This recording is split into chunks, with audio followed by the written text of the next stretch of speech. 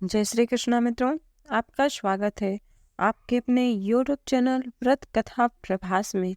मित्रों, आज के इस वीडियो में आप माघ मास के तृतीय अध्याय तथा चतुर्थ अध्याय की कथा को सुनेंगे। मित्रों, यदि आपने माघ मास के प्रथम एवं द्वितीय अध्याय की कथा नहीं सुनी तो डिस्क्रिप्शन बॉक्स में लिंक दिया गया है, अवश्य जाकर सुनिए। तब राजा दिलीप कहने लगे कि महाराज, यह पर्वत कितना ऊंचा और कितना लंबा चौड़ा है। उनकी बातों को सुनकर वशिष्ठ जी कहते हैं कि 36 योजन, 1 योजन मित्रों 4 कोस का होता है।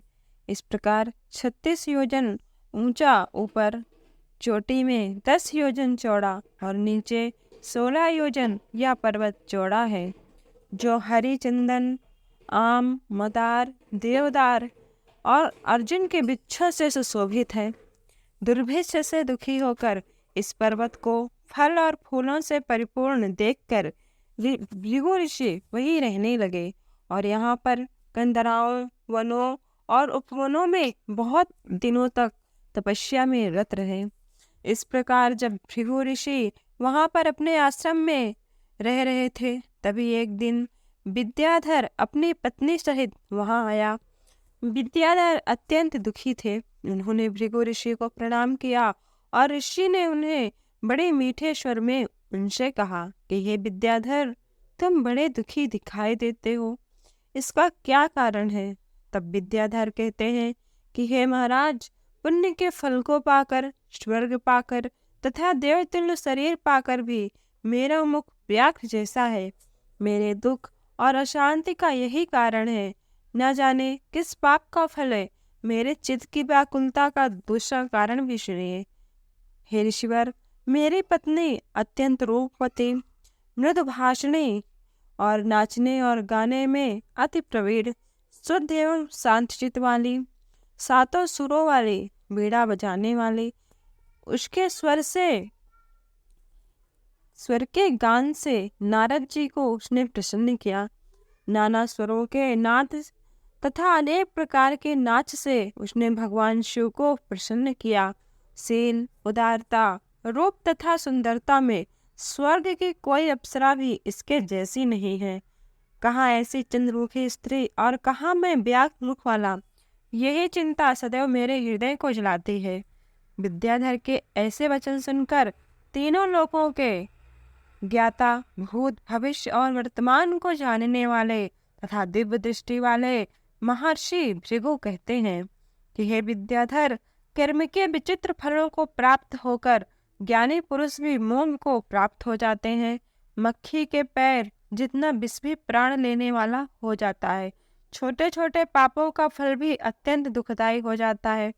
तुमने माघ मास की एकादशी का व्रत करके द्वादशी न आने तक शरीर में तेल लगाया। इसी पाप कर्म से तुम्हारा मुख व्याघ्र का हुआ। एकादशी के दिन उपवास करके द्वादशी को तेल लगाने से राजा पुररवा ने भी कुरूप शरीर पाया था। तब वह अपने कुरूप शरीर को देखकर अत्यंत दुखी होकर हिमालय पर्वत पर तप करने के लिए गए। प्रीतिपूर्व वहां सरोवर के किनारे प्रीतिपूर्वक उन्होंने स्नान किया। स्नान करके कुशा के आसन पर बैठकर भगवान कमल नेत्र, शंख, चक्र, गदा, पद्म धारण करने वाले भगवान श्री हरि विष्णु का ध्यान करते हुए राजा पुररवा ने 3 मास तक निराहार रहकर भगवान श्री हरि विष्णु का चिंतन किया।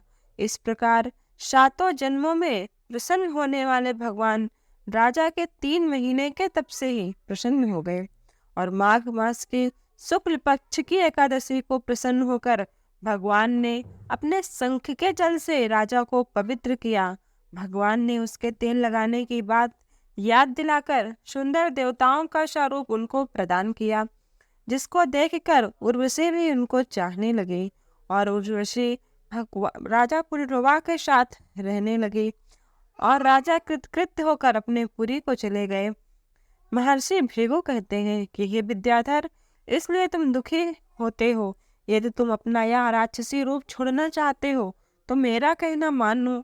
तुम जल्दी पापों को नष्ट करने वाले हेमकूट नदी में माघ के महीने में स्नान करो, जहाँ पर रिद्धि सिद्धि देवता निवास करते हैं।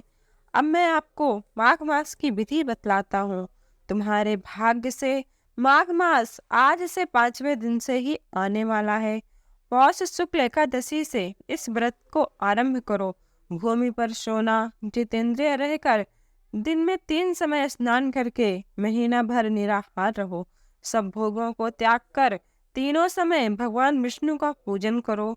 जब तुम द्वादशी को शिवजी का स्तोत्र मंत्रों से पूजन एवं भगवान श्री हरि विष्णु तथा शिव जी की पूजा करोगे तो तुम्हारा मुख अत्यंत सुंदर हो जाएगा और तुम अपनी पत्नी के साथ सुखपूर्वक क्रीड़ा एवं आनंद करना। माघ मास के प्रभाव को जानकर सदा माघ में स्नान करो।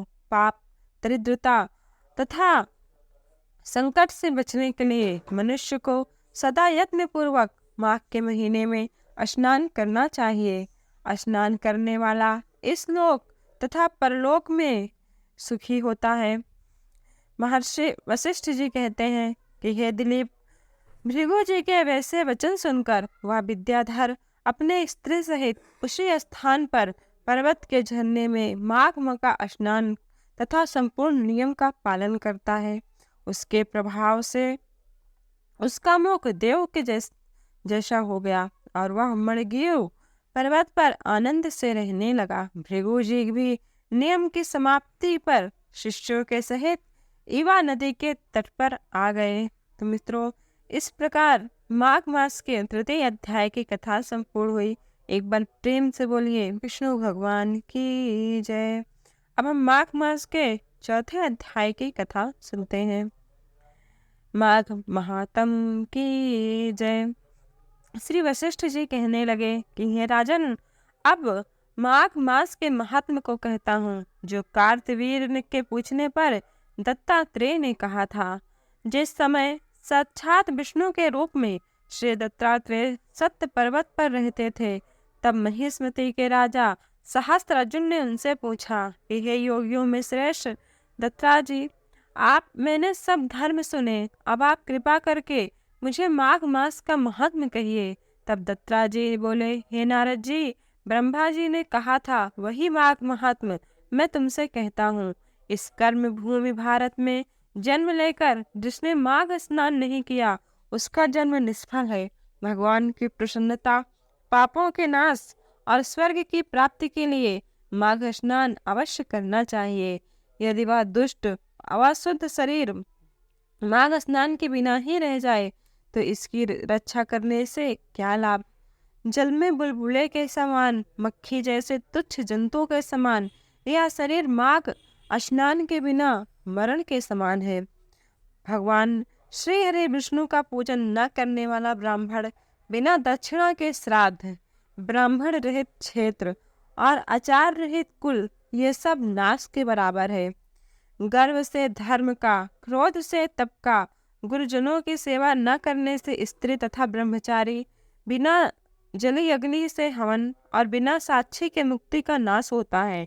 जीविका के लिए कहने वाली कथा, अपने ही लिए बनाए हुआ भोजन, शूद्र से लिया भिक्षा और यज्ञ तथा कंजूस का धन, यह सब नाश के बराबर है।